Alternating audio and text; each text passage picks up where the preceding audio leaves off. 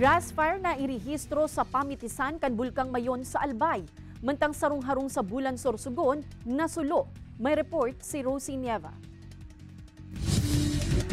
Sabado nin hapon kan magbungkaras ang kasulo sa pamitisan kan Bulkang Mayon sa parte kan Santo Domingo, Albay.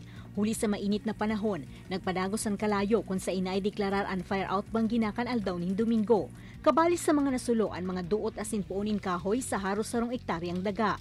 Alagat huli tamayo manin may sadiri kan daga o nadanyarang mga tanom kaya minimal damage sana ang pigdeklarar kan BFP. Sa ngunyan, mapadagos manggiraray ang monitoring kan mga otoridad sa lugar in kaso liwat na magbungkaras ang kalayo. Nakita natin na pinagmulan ay yung ating tinatawag na spontaneous fires. So pag sinabi natin spontaneous fire, kusa po siyang nagliyab due to the heat or galing po sa sobrang init ng panahon.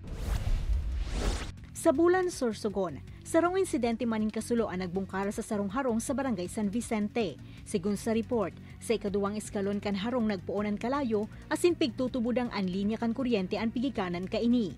Mayo man inakulugan mantang pigaarampaan kantidad kan danyos na pigwalat kan insidente. Sumigaw na lang kami ng tulong sa mga kapitbahay, sa mga tao para makahingi ng tulong na makaresponde sa amin. So yun, nagbayan na yan yung mga tao. Inis Rosie Nieva, Balitang Bicolandia.